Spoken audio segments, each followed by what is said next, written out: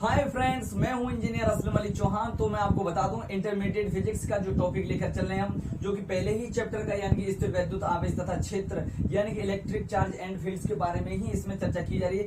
ये जो अभी हेडिंग जो चल रही है उसी पहले ही चैप्टर की है। तो मैं आपको बता दूं यहाँ पर जो हम जो टॉपिक को लेकर चल रहे हैं, एक समान वैद्युत क्षेत्र में वैद्युत द्विध्रुव पर लगने वाले बल आघूर्ण का व्यंजक ज्ञात करने वाले हैं, या सूत्र ज्ञात करने वाले हैं, या फिर डेरिवेशन करने वाले हैं, या गणितीय रूप ज्ञात करने वाले हैं। बात एक ही होती है।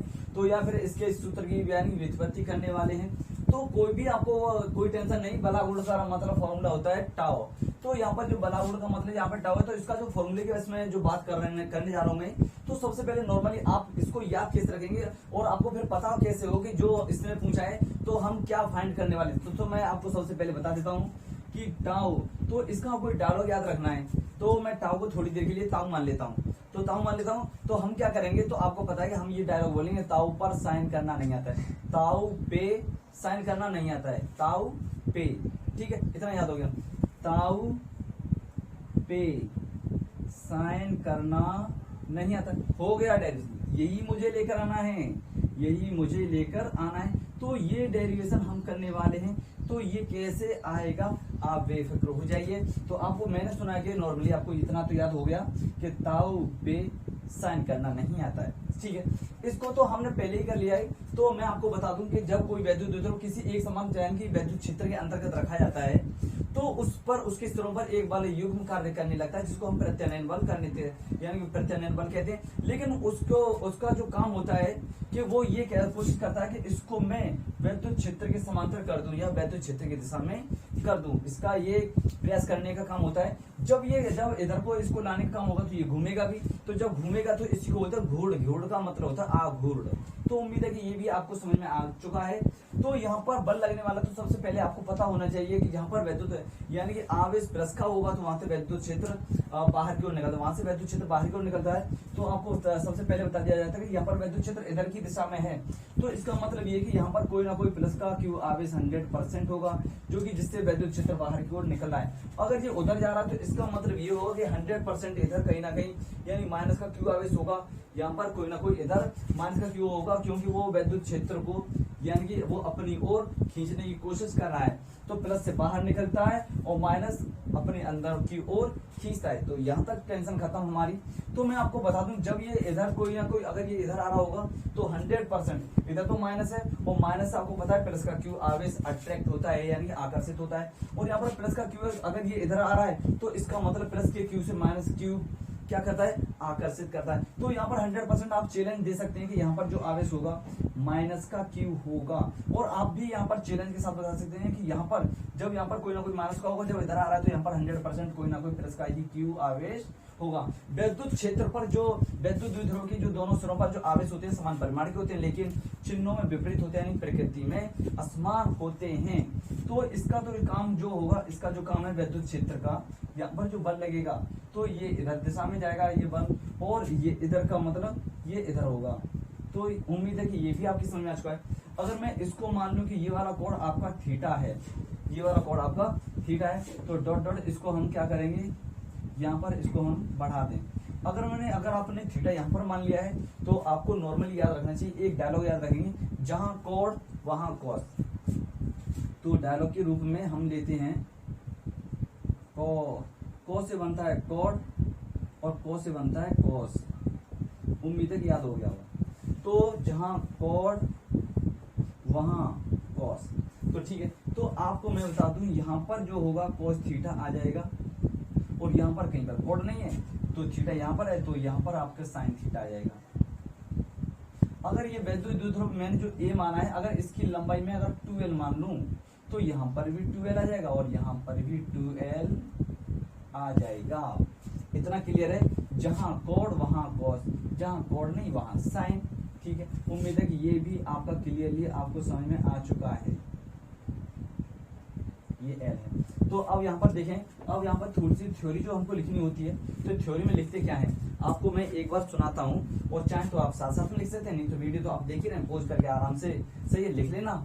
और तो ध्यान रखेंगे, माना कि ए बी एक वैद्युत द्विध्रुव है, जिसके ए सिरे पर माइनस क्यू आवेश और बी सिरे पर प्लस क्यू आवेश स्थित है और इस वैद्युत द्विध्रुव की लंबाई 2L है। सही है। किसी क्षण इसकी वैद्युत क्षेत्र से, सही है, वैद्युत क्षेत्र से कोण थीटा है या थीटा पर बना हुआ है या फिर थीटा कोण पर झुका हुआ है, वैद्युत क्षेत्र से थीटा कोण पर झुका हुआ है। ठीक है। इस पर जो लगने वाले बल हैं या प्रत्यानयन बल या बल युग्म होगा F होगा जो वैद्युत क्षेत्र की दिशा के समांतर लाने का प्रयास करता है। ये आपके समझ में आ गया। तो इस वाले पॉइंट को मैं इस वाले को C बोल देता हूँ। तब बिंदु A से C के बीच की दूरी 2L cos थीटा होगी और बिंदु B से C के बीच की दूरी 2L sin थीटा होगी। उम्मीद है कि ये तो आपके समझ में आ चुका है और आप कोई भी प्रॉब्लम ना लें, सिर्फ ये जो मैंने बोला वही लिखना है, जो दिखेगा वही लिखना, जो कि एक समान वैद्युत क्षेत्र कैपिटल E में रखा हुआ है। ठीक। अब यहाँ पर कोई भी टेंशन न लेंगे, ये जो माना करके था वो जो लिखना था वो हमने लिख दिया। अब यहाँ पर ध्यान देंगे वैद्युत, अब यहाँ पर मैं डेरिवेशन करने जा रहा हूँ। वैद्युत ध्रुव पर लगने वाला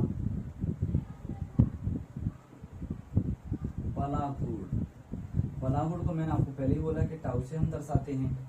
तो टाउ से, टाउ बराबर क्या होता है, बल गुणा लंबवत दूरी,